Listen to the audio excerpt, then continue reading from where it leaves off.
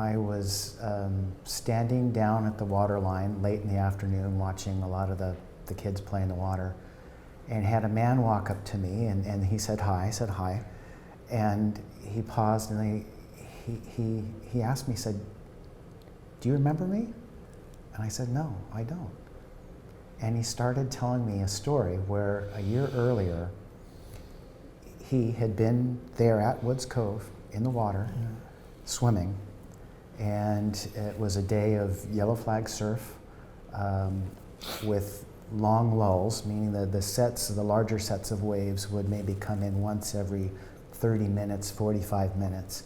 He and his wife had just come down on the beach. He had happened to come down during one of these lulls, forgot to check the color of the flag on the Lifeguard tower, so he assumed it was a nice, calm day, and went out and started swimming.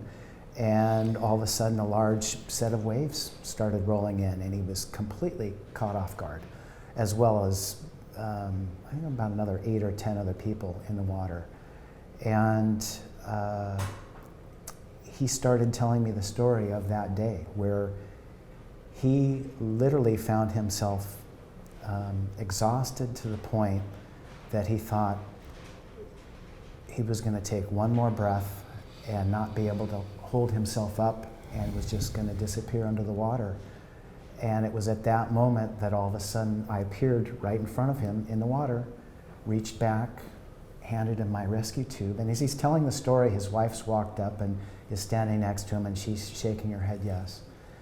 And he finished saying, "I really thought I was going to die that afternoon at that moment." And he said, "If you hadn't have been there, I might have very well have slipped under the water and not be here today." And for us as lifeguards, I think it's fairly universal to say that most of the time when we're making a rescue, the person's completely caught off guard. They're panicked. They're also really embarrassed, whether they're there in front of friends or family.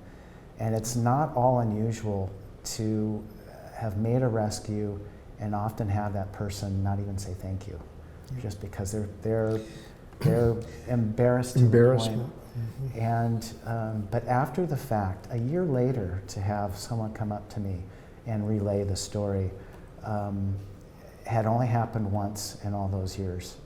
As Craig said, we were trained to anticipate, and so often we would make rescues sometimes even before the person was to the point of being panicked, because they didn't even quite realize that they were in trouble yet. Yeah.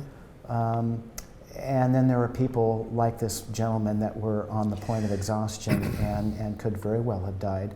But it's hard for us to say retroactively how many lives we actually saved,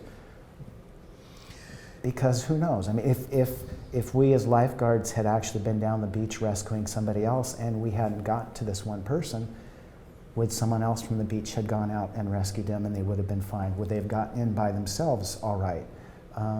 So for us to say how many we actually save, it's really hard to know. But to have this gentleman come up and say, yeah, you probably actually did save my life, is one thing that I'll never forget.